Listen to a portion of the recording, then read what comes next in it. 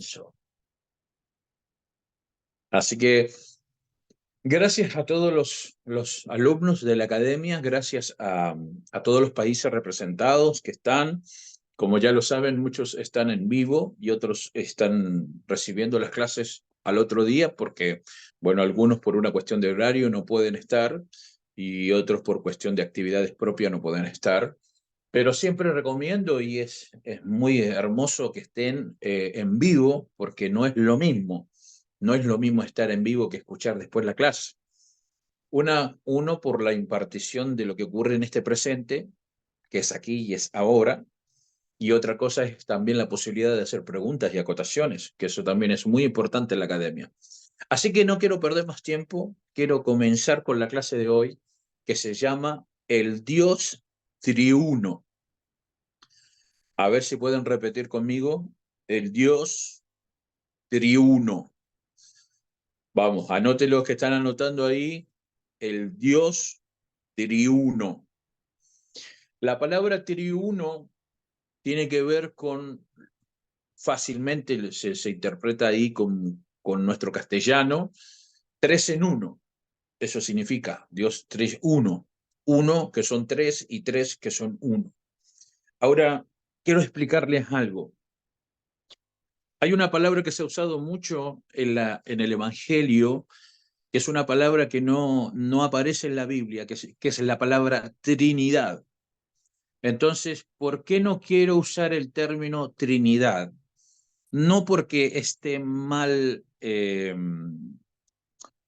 la palabra, sino porque automáticamente cuando decimos Trinidad, nuestro cerebro viene con el eslogan que viene después de esa palabra, es Dios en tres personas, ¿cierto?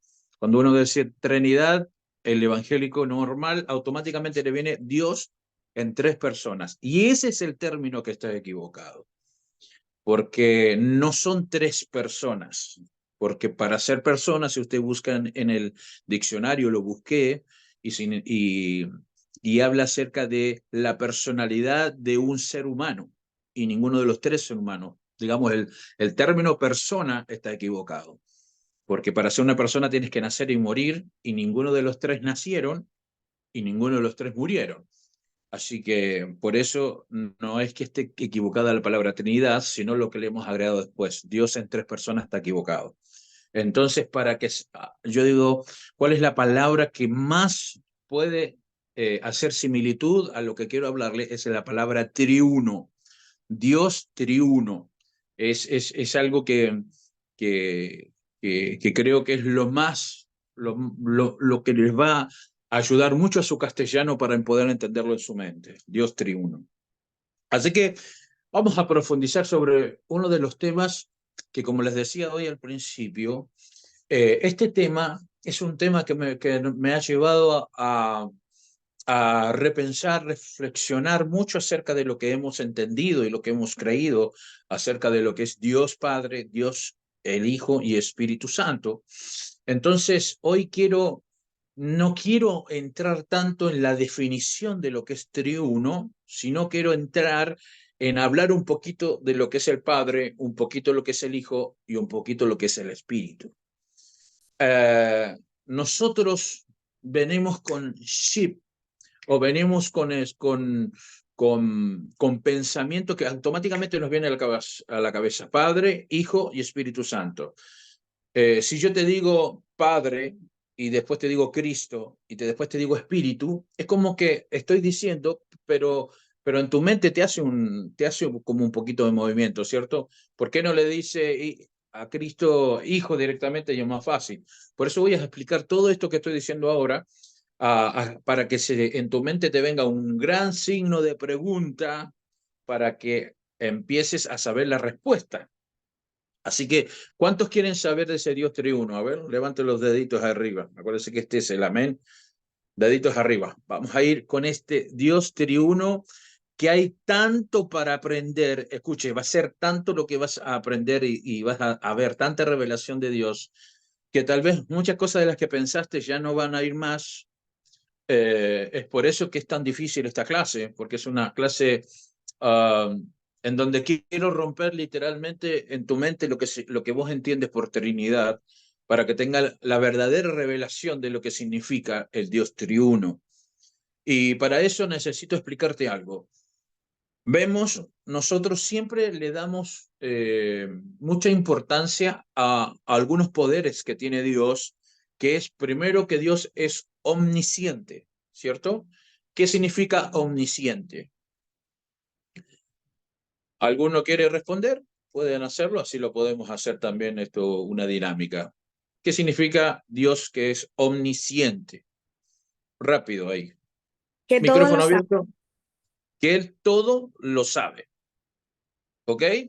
Cuando, cuando decimos que Él todo lo sabe, nuestra mente natural nos juega una mala pasada, porque enseguida empieza a decir, Dios todo lo sabe, quiere decir que conoce todo lo que yo pienso. Pero decir que Dios todo lo sabe es mucho más amplio que lo que yo pienso. Todo lo sabe significa que Él sabe lo que pasó antes de Génesis, sabe lo que pasó de Génesis a Malaquías, sabe lo que pasó hasta Apocalipsis, que es el final de los tiempos. Eso significa Dios que es omnisciente, que sabe de todo y aparte sabe lo que nosotros pensamos. Dice la palabra, antes que llegue a nuestra mente y a nuestro corazón, porque mente, figura de corazón, en un pensamiento, Dios ya lo sabe. ¿Por qué lo sabe? Porque Él ya habitó el ayer. Así que es por eso, y Él está habitando no solo el presente que nosotros vivimos, sino Él ya habita en el futuro. Así que eso es otra cosa. Entonces, otra cualidad que vemos es Dios omnipresente. ¿Qué significa omnipresente?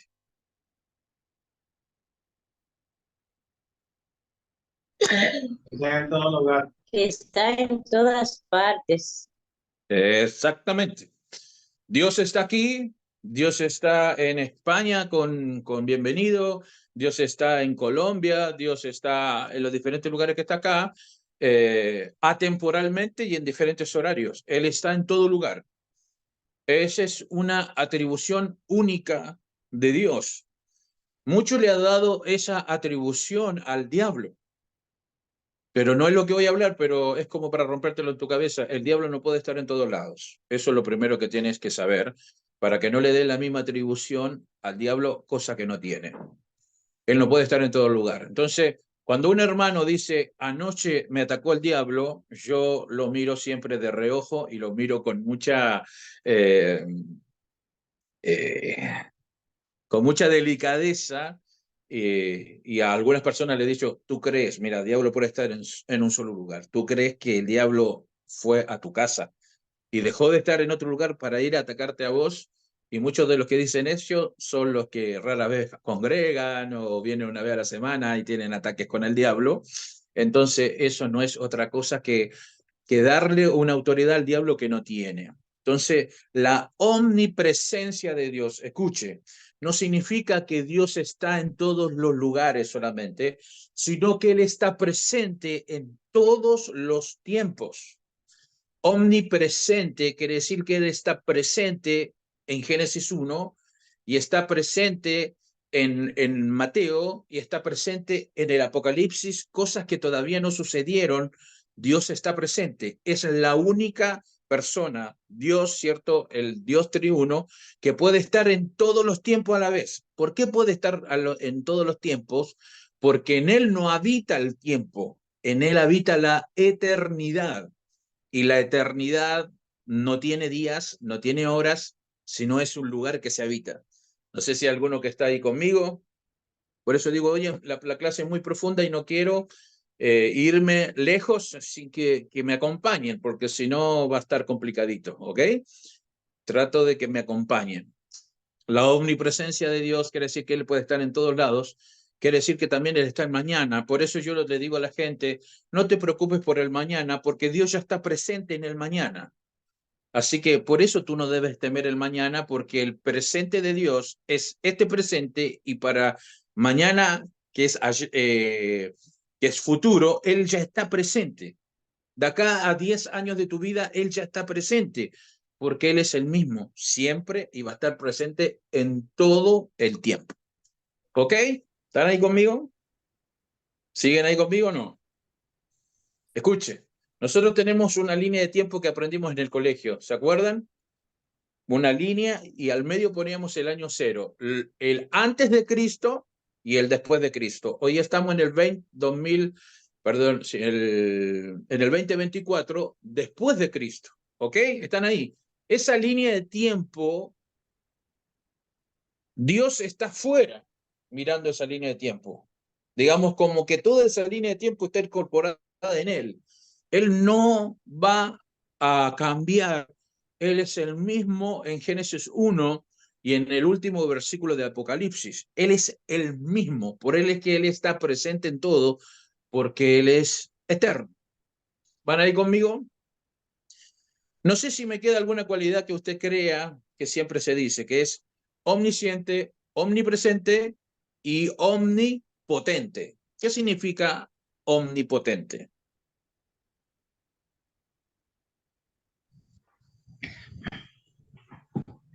Todo poder. Él tiene todo el poder. Exactamente. Sobrenatural. Es todopoderoso. Digamos, todos los poderes y todo el poder habita en él. Mire, estas tres cualidades del Dios las tienen las tres imágenes visibles que tiene Dios, que es el Padre, el Hijo y el Espíritu.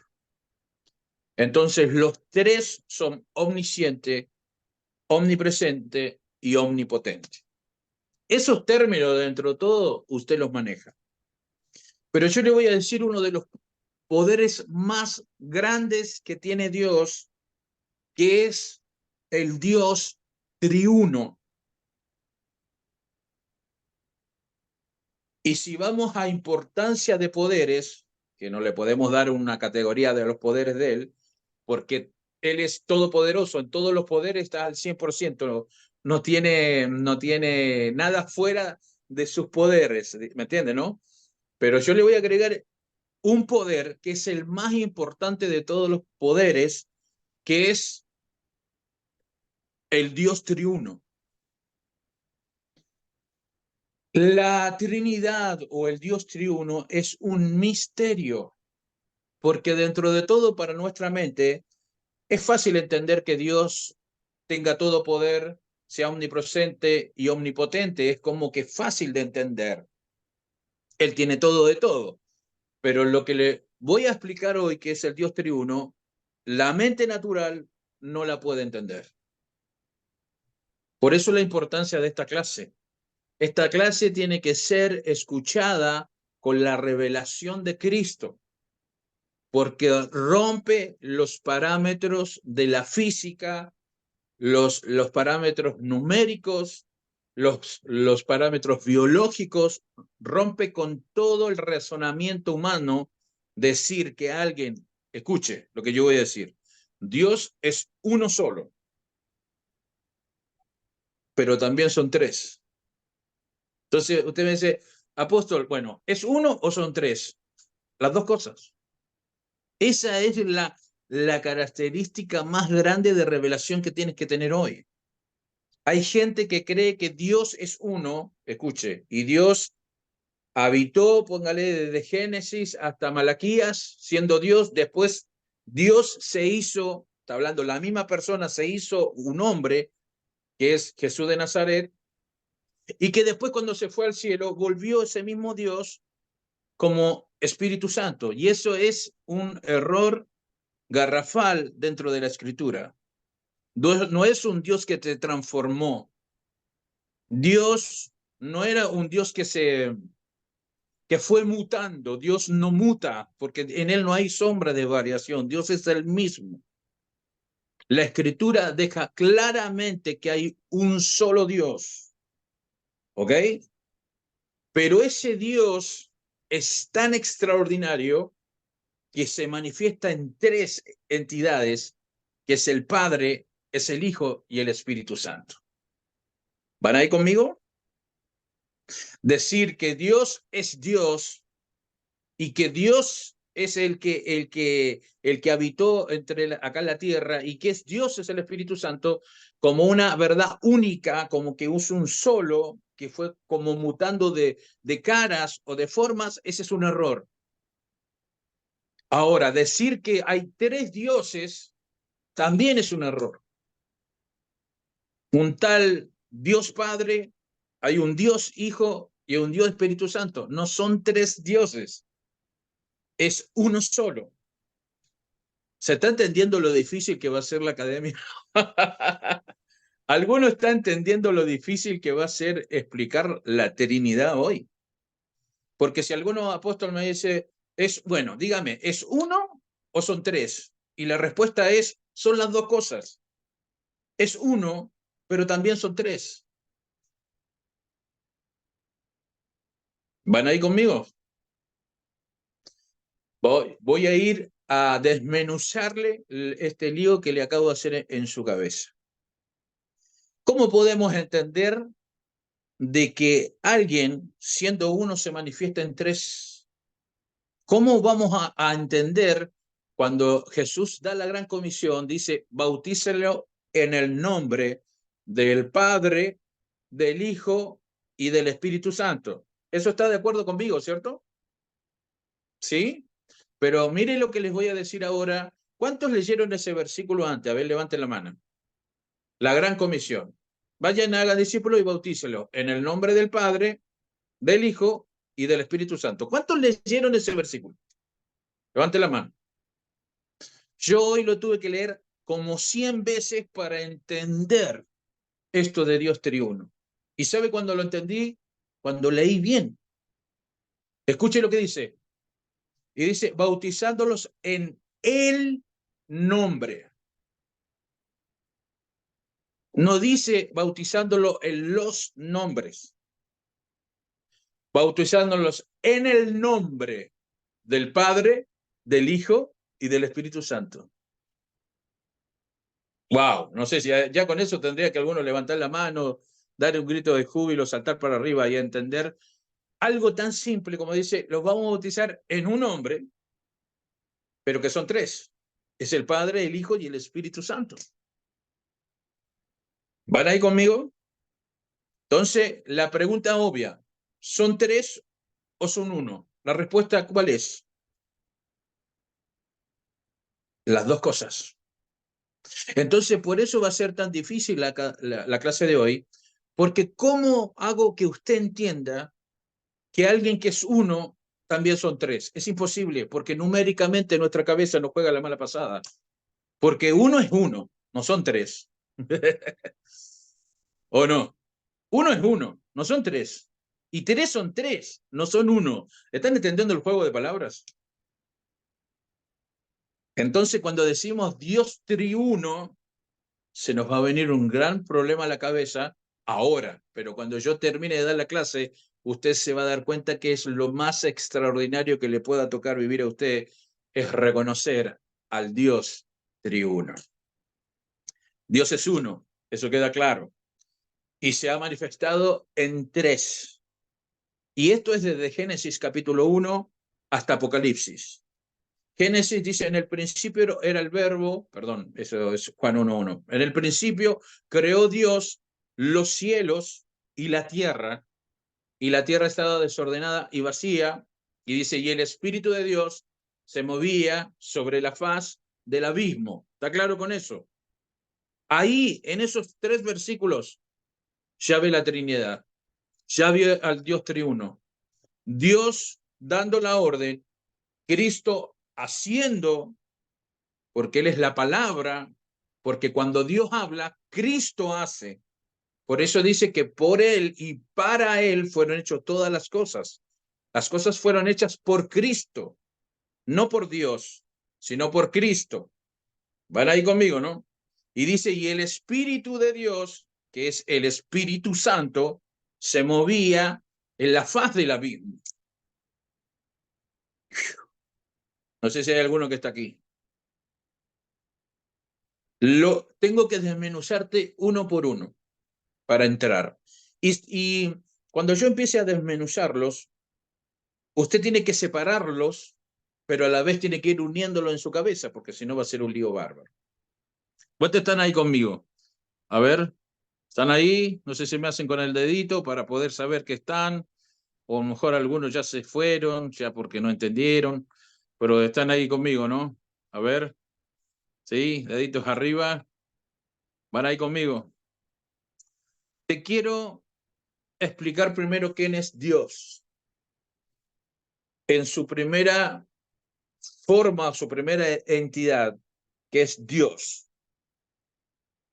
Tienes que romper de tu cabeza el viejito de barba blanca que está sentado en un trono. Basta. Eso hizo la Iglesia Católica, poner la imagen de un Dios anciano de barba blanca sentado en un trono. Eso no es Dios. Primero que Dios no es viejito. No sé qué le sacó, quién le asumió ese aspecto físico a alguien que primero no tiene edad porque es eterno. Dios no puede envejecer porque Dios no es ni niño, ni joven, ni adulto, ni anciano. Dios es. Levante la mano grandota. ¿Cuántos se le están rompiendo algunos paradigmas de la cabeza, no? Cuando voy a orar a Dios, enseguida vemos al viejito que está sentado en un trono con una barba blanca, la que no ha vendido la Iglesia Católica. Pero Dios, escuche, Dios actúa de tal forma que cuando Moisés pregunta, ¿bajo qué nombre me presento? El Señor no le dio un nombre para presentarse, sino le dijo, anda y decí, yo soy el que soy. Yo soy el que soy no es un nombre. Yo soy el que soy, está diciendo, no hay un nombre que me pueda definir a mí como Dios.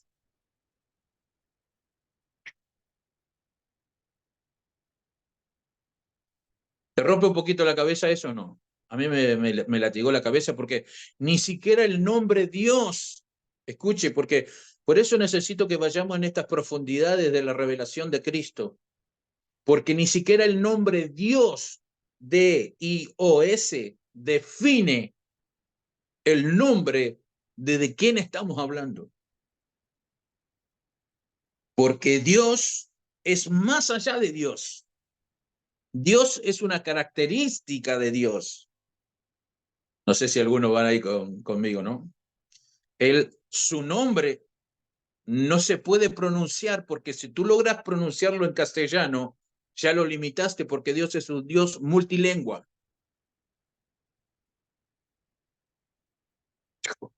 No sé si alguno está ahí conmigo. ¿Cómo se presenta a Dios en todo el viejo pacto? Con diferentes nombres, ¿cierto?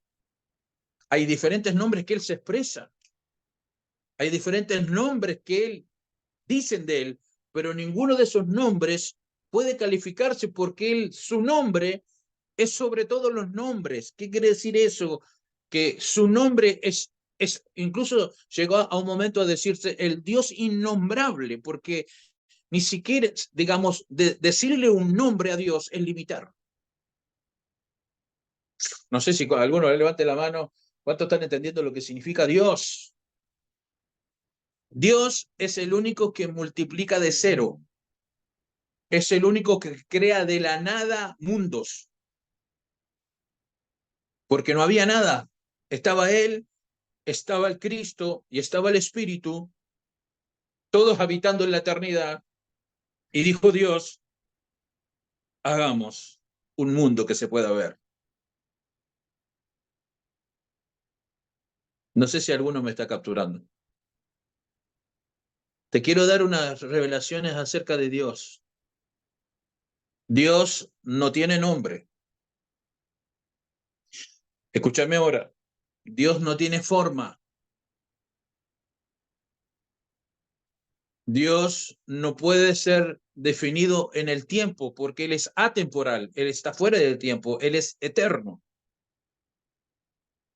Dios no está cumpliendo años. Nunca cumplió años Dios porque Dios no habita en lo que nosotros pensamos como días, horas, meses, años, décadas o siglos. Él no habita en esas medidas de tiempo. No sé si hay alguno que está ahí. Y acá le voy a... Lamentablemente tengo que decir esto. Hay una persona que se va a sentir identificada con lo que yo voy a decir, pero no existe el tal tiempo de Dios.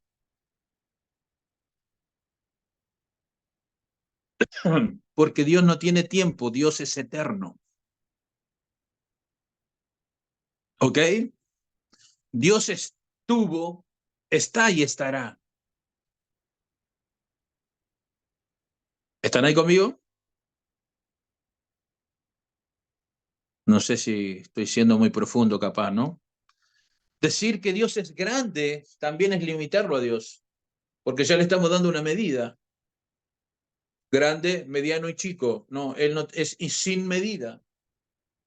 Por eso Él dice que nos amó sin medida. Digamos, el amor de Dios fue tan grande que fue sin medida. Digamos, no hay una palabra que pueda definir la medida de amor de Dios. Dios, por su palabra, hizo todo lo que usted ve, lo visible y lo invisible. ¿Está ahí? ¿Siguen ahí conmigo?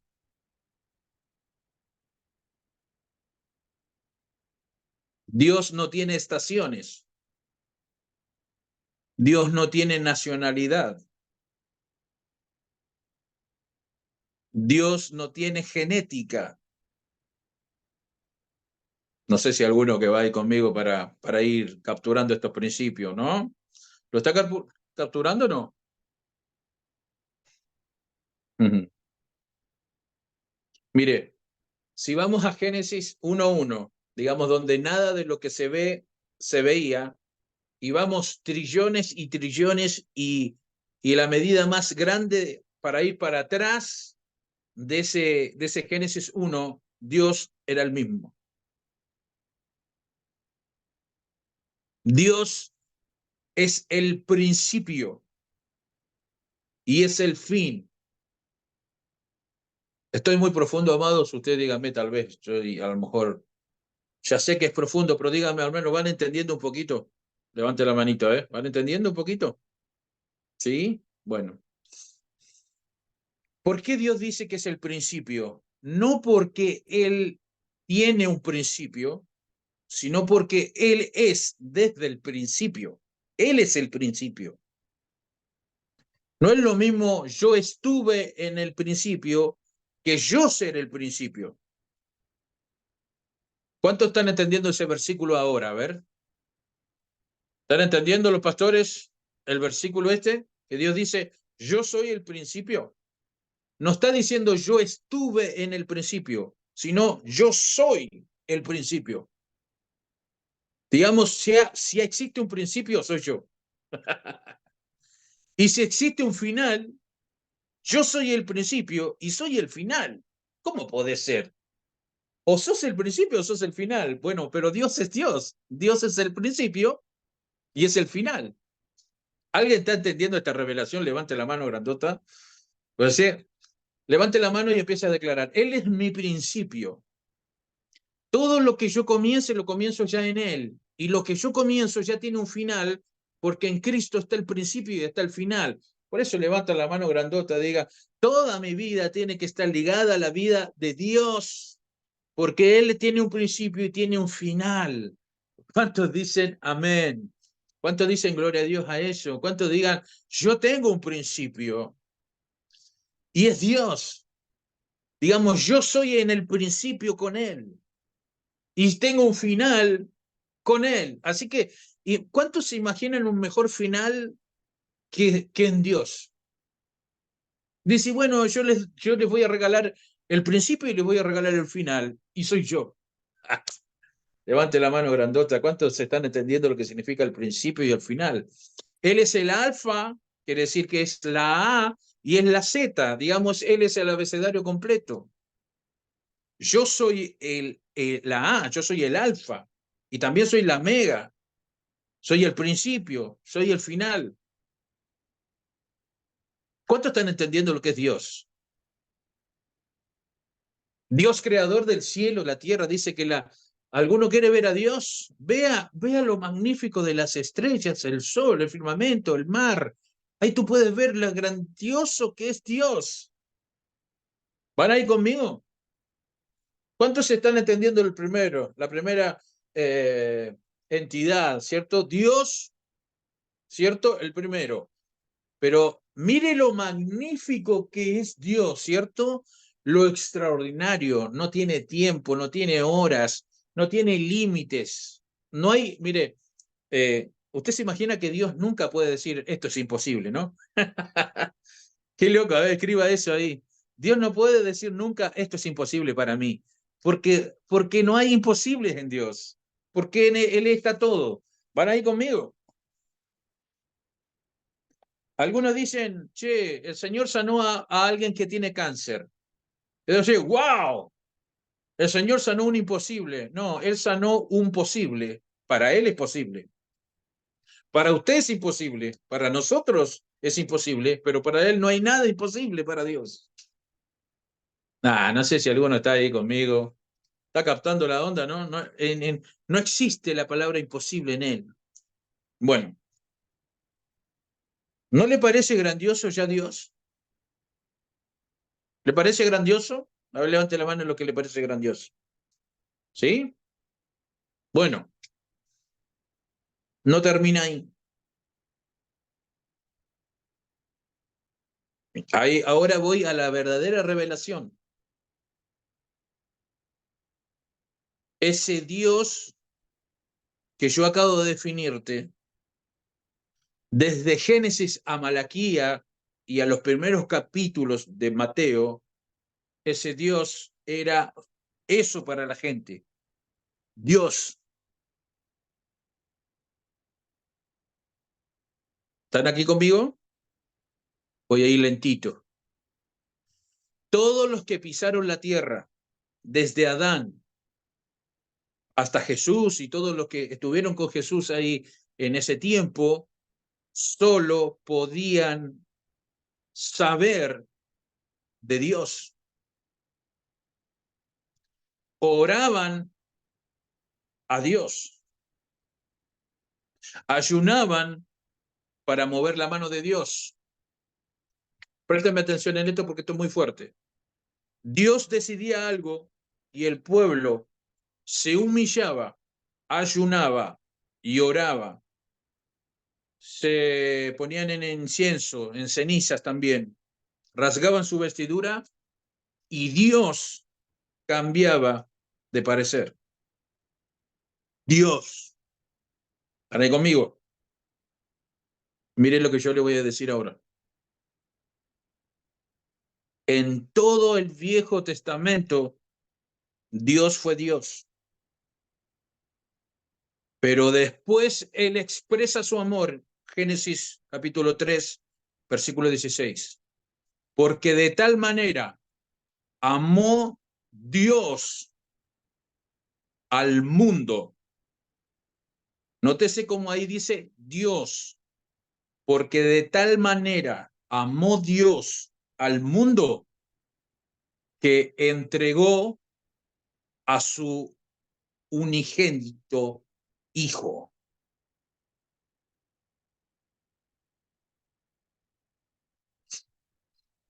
¿Qué diferencia ve usted ahí? Yo se la voy a decir. Porque de tal manera amó Dios, escuche, Dios, el que te acabo de mencionar todo eso, fue tan extraordinario que a partir de que entregó a su Hijo, comenzó a formar una familia. No, esto es lo maravilloso de la Trinidad. Si a vos hasta ahora se te reveló solamente la Trinidad, Dios en tres personas, y no se te reveló el Dios triuno, siempre lo vas a ver a Dios como Dios, pero nunca lo vas a ver como un padre.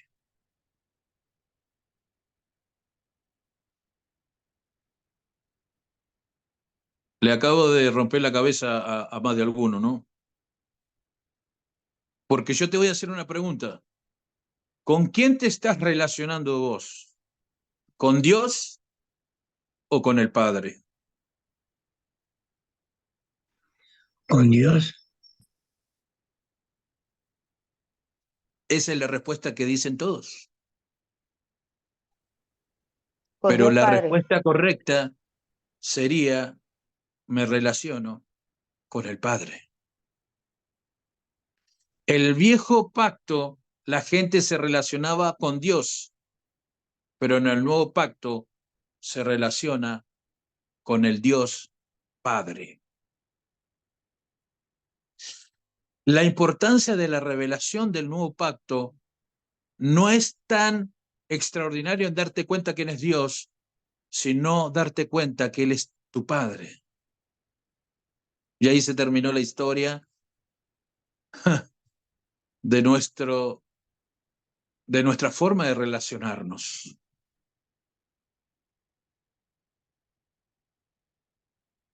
¿Están aquí?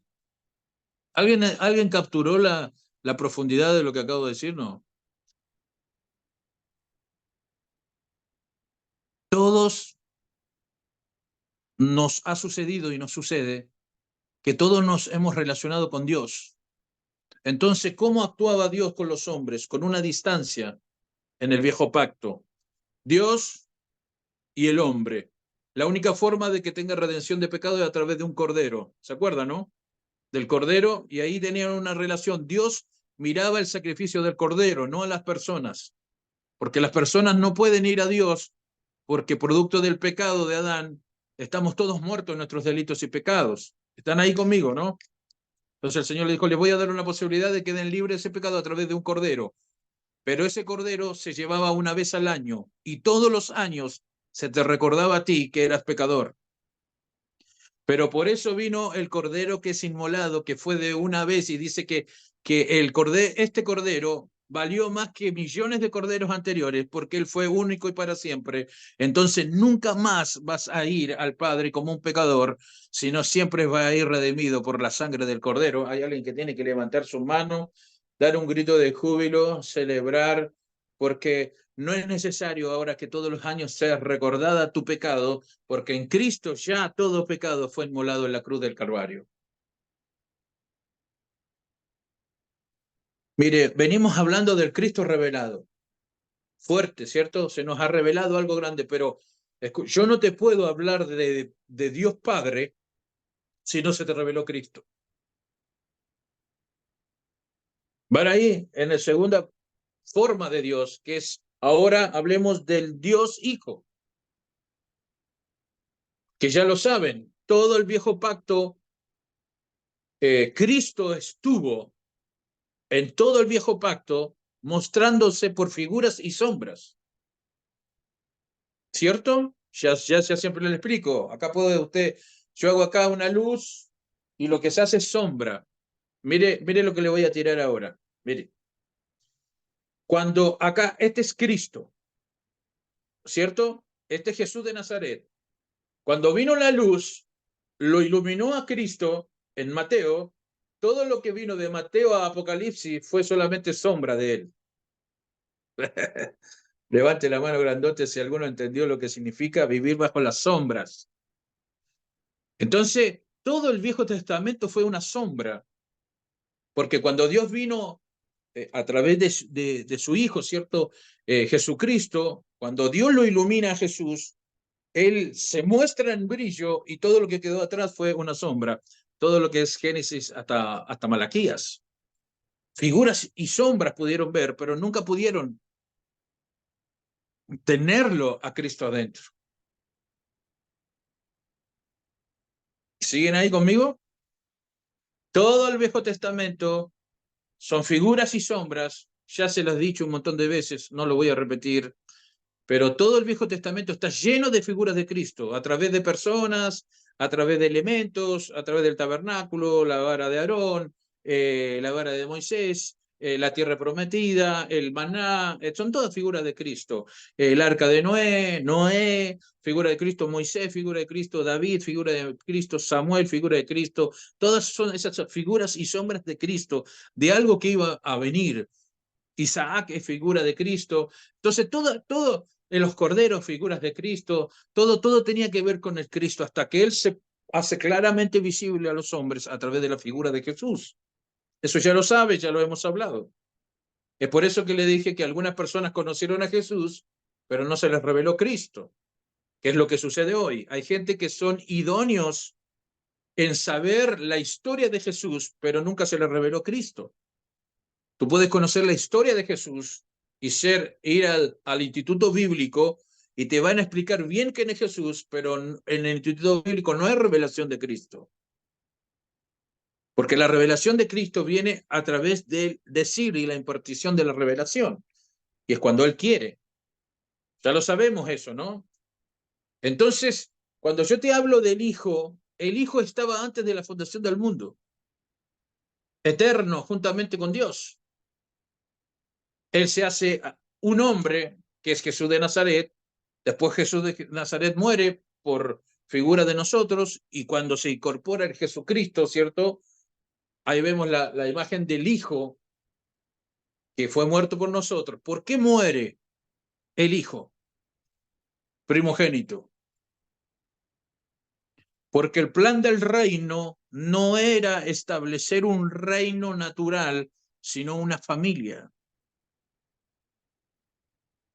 Dios Padre, Dios Hijo. Ahora usted diga, yo también soy hijo. No, pero usted no capturó la onda todavía. Por eso algunos se dicen, viste, los evangélicos nos caracterizamos por decirnos hermanos. Hola hermano, ¿cómo anda? Hola hermano Julio. Hola hermano César, ¿cómo anda hermano Carlos?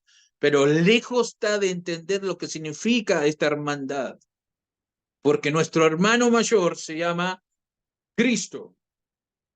Y dice, por eso ahora tenemos herencia juntamente con Cristo. ¿Por qué muere Cristo? Porque Cristo era el primogénito, el que merecía toda la herencia, pero Él muere para que ahora la herencia pase al hijo que viene, que es usted y soy yo. Levante la mano grandotas. Cristo no reclamó su herencia para que tú la recibas. No sé si alguno que está capturando lo que yo acabo de decir. Cristo no cobró su herencia para que tú la cobres, porque tú eres coheredero juntamente con Cristo. Y quiero usar estos últimos 10 minutos que me quedan para hablar de la tercera forma de Dios, que es el que menos se habla en la iglesia, que es el Espíritu. Y alguno me dice, apóstol, dígame la otra palabra. No se la voy a decir. Porque esa es la que te juega mal en tu cabeza. El Espíritu Santo, ¿cierto? Todos conocemos la palabra Espíritu Santo, ¿sí? Pero la verdadera palabra correcta es el Espíritu. Santo es la característica de este Espíritu. Espíritu Santo no es un nombre y un apellido. Es un nombre con la característica principal de este nombre, que este Espíritu es Santo. Levante la mano. Porque si vos no identificas la palabra solamente Espíritu, te lo vas a perder al Espíritu Santo en un montón de partes que aparece, pero como dice solamente Espíritu, vos no vas a entender. Le voy a invitar que agarre la concordancia que usted tiene seguramente y busque todas las escrituras donde dice la palabra Espíritu con mayúscula. Se refiere al Espíritu Santo. Cuando es Espíritu en minúscula, habla del Espíritu que tenemos todos nosotros adentro.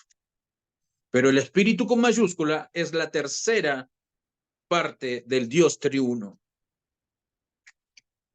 ¿Cuándo vino el Espíritu Santo? Alguien que me responda rápidamente. En la venida de... ¿Cómo? En el tiempo de Pentecostés. En el tiempo de Pentecostés. Claro. ¿Quién me respondió ahí, amado? Sergio, querido. Sergio, querido, sí. Dios te bendiga mucho. Te voy a decir algo, mi amado Sergio. Lo que usted respondió es lo que todos hubiesen respondido. Así que esto no es personal. Es más, yo hubiese respondido lo mismo que usted. Hasta que me di cuenta que el Espíritu de Dios está desde Génesis.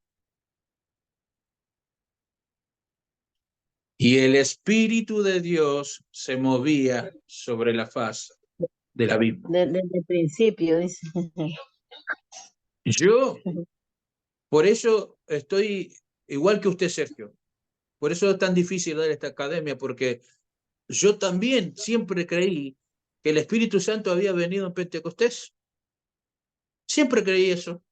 Yo creo que, bueno, tengo a mi papá que también está ahí de años que llevamos la iglesia, y esto es lo que nos enseñaron siempre. Más si te ayuda un título que dice el derramamiento del Espíritu Santo, te ayuda en un título de la Reina Valera, vos decís, acá vino el Espíritu Santo. Pero mire lo que le voy a decir. El Espíritu de Dios se movía sobre la faz del abismo y vino el Espíritu de Dios en un montón de veces en el Viejo Testamento. Pero el Espíritu no podía habitar, ¿me entiende?, dentro de la gente, sino que los tomaban a los cuerpos, se llenaban del Espíritu y después el Espíritu salía. ¿En qué lo vemos? En Sansón. Venía el Espíritu de Dios, lo tomaba, hacía todo lo que el Espíritu Santo puede hacer en una persona, pero después lo tenía que abandonar. ¿Por qué?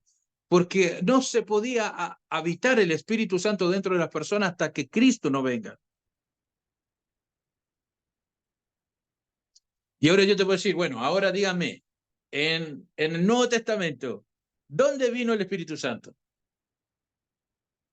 Ahora ya nadie quiere responder, porque tienen miedo a equivocarse. Pero no los voy a hacer equivocarse. ¿Sabe dónde vino el Espíritu Santo en Mateo?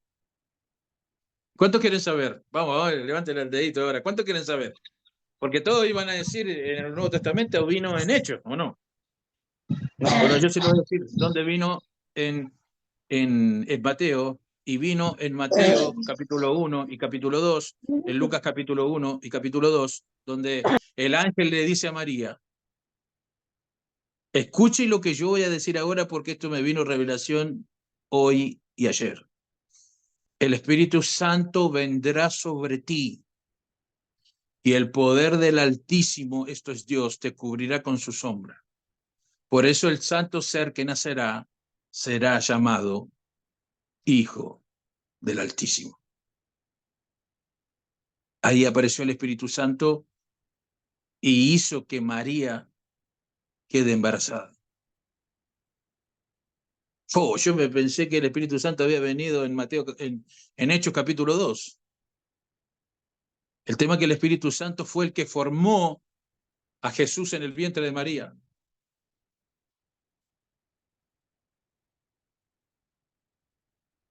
Ahí se nos rompieron todos los papeles, ¿o no? Yo pensé que el Espíritu Santo había venido.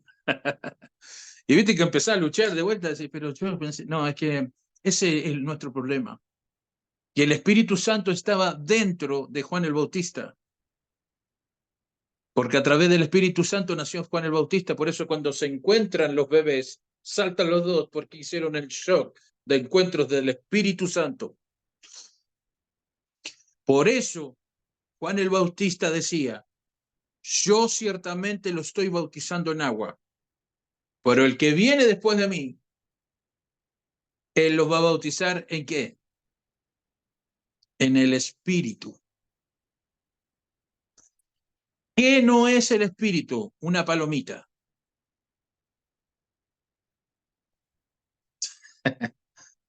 Porque nosotros enseguida hacemos una palomita. Y algunos dicen, ¿por qué hacemos una palomita? Porque no hemos leído bien la Escritura. Porque es una manifestación según la creencia.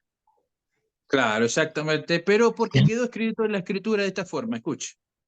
Cuando Jesús ingresa al río de Jordán, es bautizado por Juan el Bautista, él dice que cuando él sale, se abrieron los cielos y vino, escuche, el Espíritu Santo como una paloma. No vino una paloma, sino el Espíritu Santo vino como una paloma. ¿Se nota la diferencia o no? El Espíritu Santo no es una paloma, tampoco es una lengua de fuego. Que dice, apóstol, acá ya de vuelta, es todo lo que está diciendo es todo en contra de la palabra. No, hay que leer bien. La palabra dice, y vino el Espíritu Santo con lenguas repartidas como de fuego. ¿Me está entendiendo? Las lenguas fue como un simbolismo, capaz que cayó algo y la forma que ellos vieron parecía eso, parecía una paloma, parecía una lengua, pero no, porque el Espíritu Santo no tiene forma.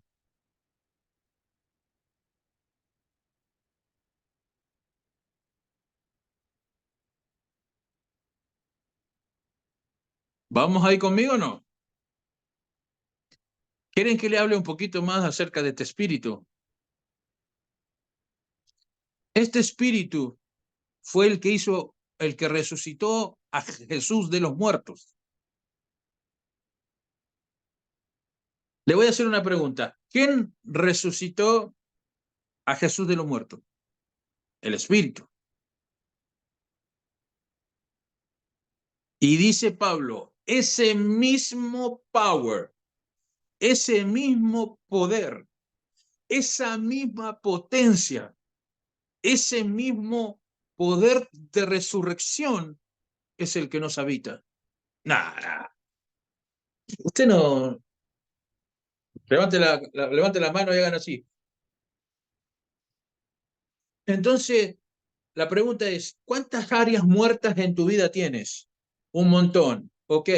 Dentro de ti habita el poder de la resurrección que se llama espíritu. Vamos, vamos, vamos, vamos, vamos, vamos, vamos, vamos. El Espíritu Santo, escuche, el Espíritu que viene trae una función que es la más importante. Escuche, ¿cuántos han escuchado que creen que lo más importante, cierto, en el bautismo del Espíritu Santo es para hablar en nuevas lenguas, ¿o no? No sé si el pastor César, alguno más viejo como yo, o alguno de los pastores que están aquí, mi esposa, escucharon alguna vez decir, si no hablas en lengua, vos no fuiste bautizado por el Espíritu Santo. Entonces algunos forzaban la lengua, no voy a hacer la parodia de esa, incluso te decía aleluya muchas veces, y cuando se te trabe la lengua va a empezar a hablar en lengua. Aleluya, aleluya, aleluya, y yo estaba como, viste, Yo tengo y después hablaba otra manera. ¿Me Perdón, entiendes? otra manera. Entonces, Dice que el pastor nos dice que si no hablamos en lenguas, no fuimos sellados por el medio del Espíritu Santo. Que hay que hablar en lengua, porque ahí ya somos sellados. esa es una mentira. Es una mentira y hoy alguien me preguntaba, ¿por qué ocurre esto que muchos pastores hablan estas cosas? Y mi respuesta nunca es decir, ese pastor está mal, está equivocado, haciendo herejía. No, no, no. Ese pastor está hablando acorde a lo que le enseñaron. No es una persona con malas intenciones, porque mayor revelación, mayor claridad. Y hoy la vida de Cristo te da mayor revelación y mayor claridad. Pues yo también dije esas palabras en otro tiempo, pero hasta que entendí que el Espíritu no te hace hablar en lengua. La función más importante del Espíritu, escuche, no sé si alguno está aquí. ¿Están aquí? La función más importante del Espíritu Santo es darte el espíritu de adopción para que tú puedas entender que a partir de ahora ya no es Dios extraordinario, sino es papito querido. ¡Wow! Levante la mano grandota. Hay que dar un grito de júbilo ahí, del espíritu ahí donde está. Porque el Espíritu Santo, lo principal función es ingresar dentro tuyo para que tú digas, Abba Padre, para que digas, papito querido.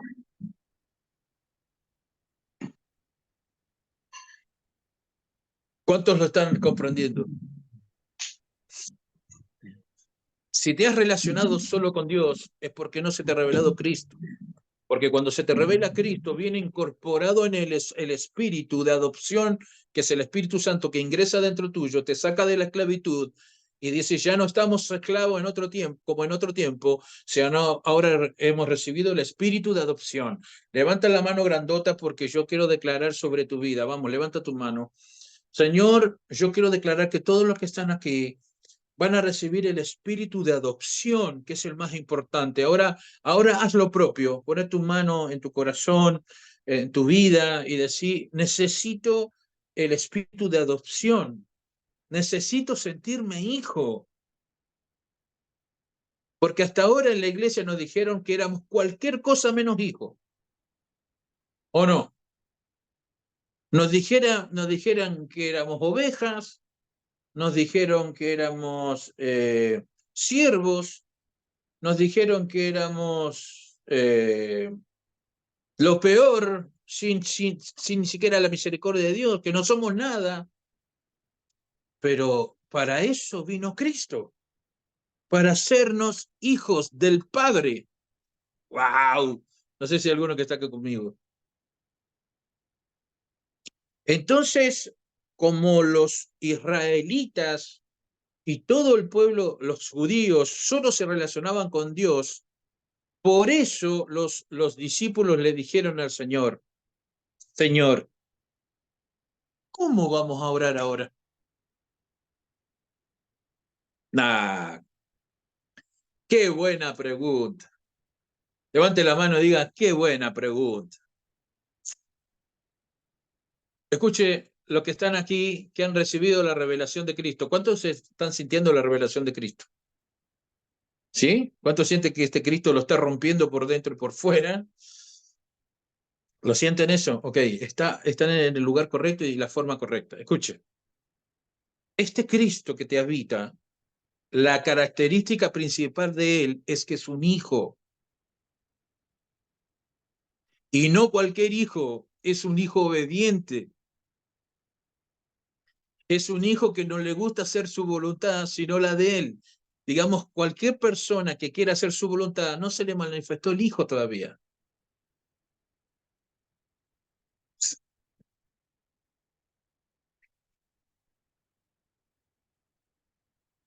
Por eso dice que el primer Adán era un alma viviente, pero el postrer Adán era un espíritu vivificante. ¡Wow! La mayor revelación de Cristo es que te sientes vivo, que te sientes libre, que te sientes hijo, que te sientes aceptado, que te sientes amado, que te sientes parte de una familia, que ya no eres un huérfano, que ya no estás conectado a tu cordón umbilical a una organización, sino a un cuerpo orgánico que es Cristo, que es la vid verdadera. No sé si alguno está levantando la mano ahí. Y termino con esto. La otra función, la segunda función más importante del espíritu es ser una garantía. Dice la palabra que el Espíritu Santo es las aras de nuestra herencia. Le voy a explicar eso. Si hay una persona que tiene mucho dinero y deja un testamento, ¿cierto? Si hay un abogado corrupto o un juez corrupto, puede hacer que ese testamento no se cumpla al pie de la letra y él tenga algún beneficio. Porque el corazón de los hombres son corruptos. ¿Ok? ¿Están ahí conmigo? ¿Cuántos están de acuerdo con eso? Ha pasado muchas veces. Las maniobras de abogados corruptos y de jueces corruptos han hecho que la herencia no quede como el que dio la herencia, no queda la voluntad escrita, pero no se hace la voluntad de el que la escribió. ¿Sabe qué significa que el Espíritu Santo es la aras de nuestra herencia? Significa, Cristo prometió un montón de cosas para usted y para mí. y las dejó como una herencia y un testamento.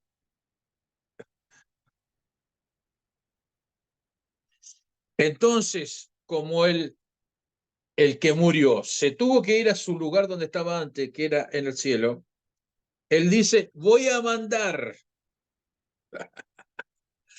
voy a mandar a mí mismo, que soy el Espíritu también, para ser una garantía para que todo se cumpla al pie de la letra. No sé si alguno que tiene que levantar su mano, dar un grito de júbilo, dar un zapatazo al techo, no sé lo que quieras hacer, pero quiero decir, esta herencia, escuche, la herencia que nos dejó Cristo es la única herencia que está el que murió presente para que se cumpla todo lo que se dijo de ti. ¿Qué se dijo de ti? Que ni lo alto, ni lo bajo, ni lo alto, ni lo porvenir, nada te puede separar del amor de Cristo, ni tribulación, ni angustia, ni hambre, ni desnudez, ni peligro, ni espada, nada te puede separar del amor de Él. Tienes autoridad sobre principados, sobre potestades, sobre todas las cosas que hay en la tierra, dice, y esa gloria se la dio al Hijo y el Hijo se la dio a la Iglesia, la cual es columna y baluarte de la verdad presente que es Cristo. ¡Wow! Ya me agarró la locura santa del reino. Amén, amén, así es. ¿Cuántos están entendiendo entonces? Escuchen. Conclusión. Dios es uno.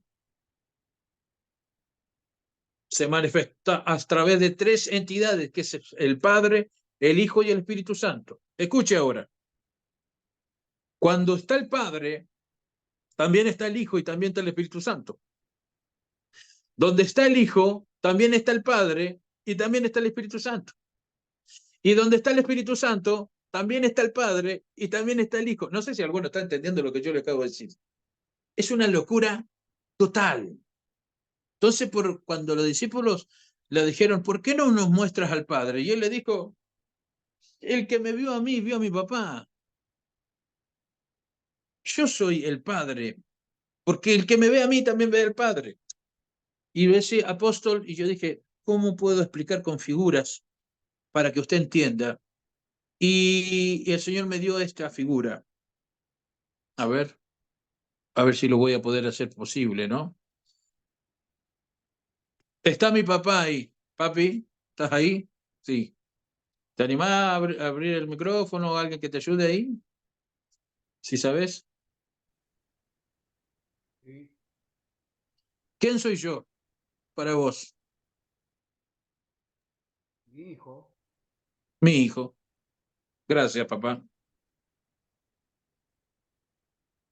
Yo soy hijo de Luis.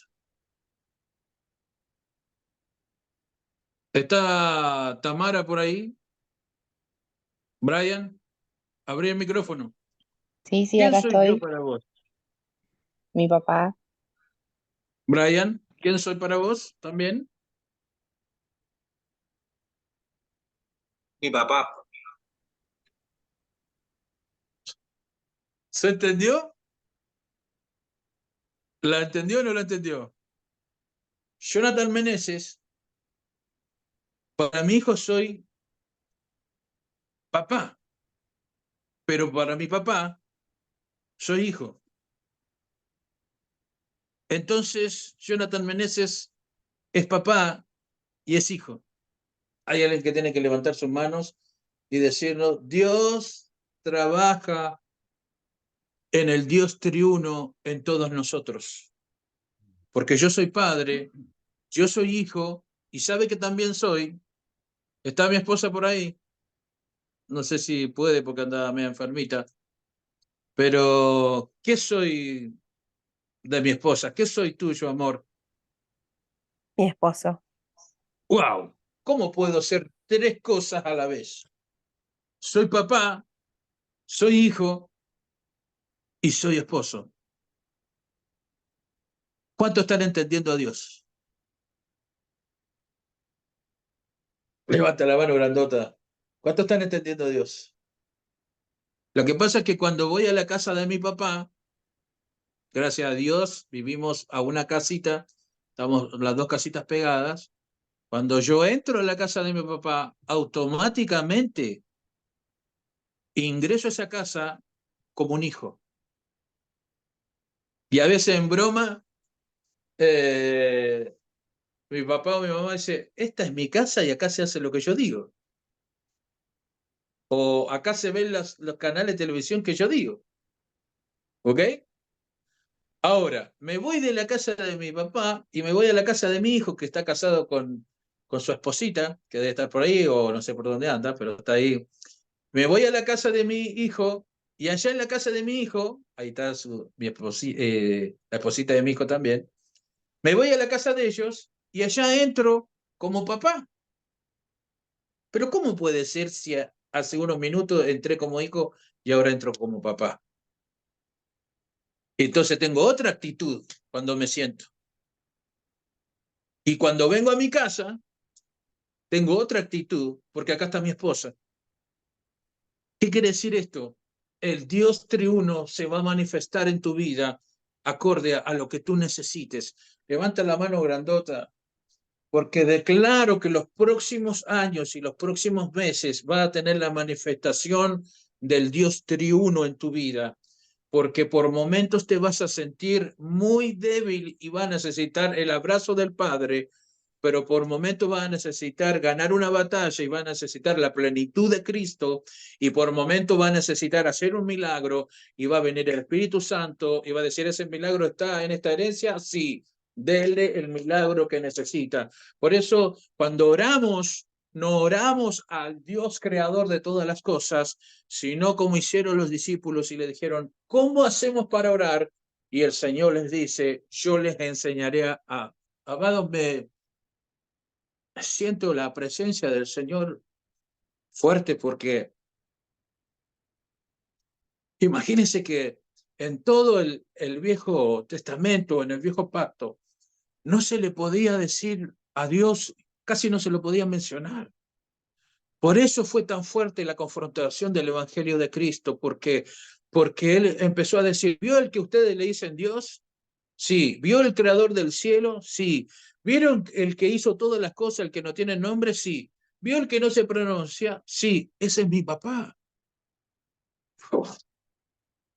Y no solo eso, sino dice, y yo no vengo solamente a ser el hijo, sino vengo a que ustedes ahora se relacionen con él, pero como un papá. Por eso siento la presencia de Dios fuerte, porque a eso vino Cristo. Cristo no vino a morir en la cruz solo para morir por nosotros, por nuestros pecados, sino para formar esta gran familia, que es la familia de la vida de Cristo en nosotros.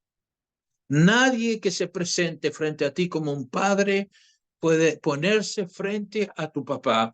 Y es por eso que Jesús le dice, yo les voy a enseñar cómo se ora ahora. Ahora se ora, Padre nuestro, que estás en los cielos, y santificado es tu nombre. ¡Wow! Nunca nadie podía orar a Dios diciéndole Padre. Nunca. No, no, era una herejía decirle papá a Dios. Es por eso que el Dios triuno debe manifestarse en ti para que saque de tu mente la religiosidad de Dios, la religiosidad que te puede haber provocado creer solamente en Jesús y del Espíritu Santo como una palomita. No es así. No es un Dios viejito sentado con una barba blanca y un Jesús sentado ahí sin hacer nada y una palomita al medio. Esa no es la imagen. La imagen son tres entidades poderosas que te habitan. Te habita el Padre, te habita el Hijo y te habita el Espíritu Santo. Te habita un espíritu que por esencia es santo, entonces esa santidad te purifica a ti. Tú nunca podrás ser santo si no es a través del espíritu que te habita, que es el espíritu que tiene como esencia santidad.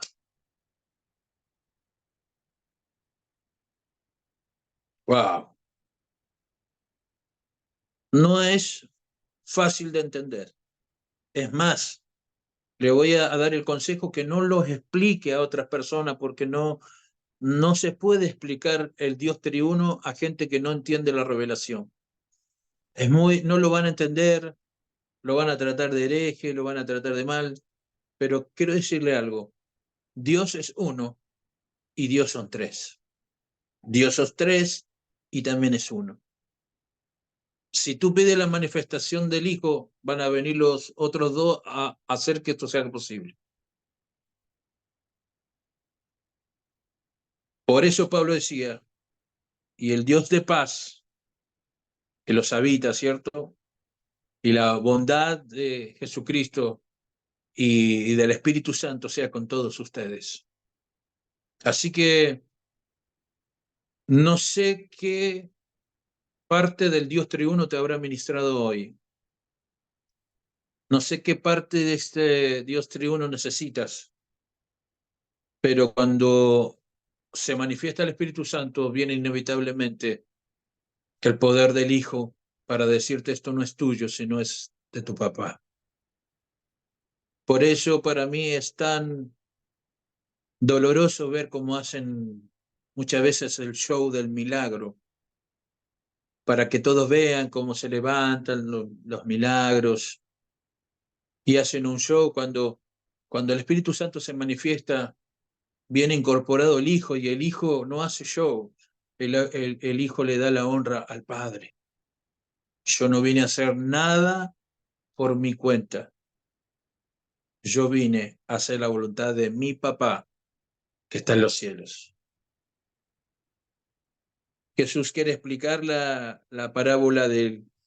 Jesús quiere explicar, perdón, lo que es el Dios triuno y pone la parábola del Hijo pródigo, donde vemos lo glorioso y extraordinario que es un padre con un hijo que se ha perdido, que es el ser humano, que se perdió, pero que cuando vuelve hay un cordero que también es sacrificado por la alegría de haber recibido a un hijo que se había ido. Ese no es un mensaje para predicar porque alguien que no venía a la iglesia volvió, sino para entender al Dios triuno. Dios habita en medio de nosotros y en nosotros. Quiero terminar diciendo la revelación más grande. Pero ya, me parece que ya está, con todo esto que nos dijo, ¿cierto?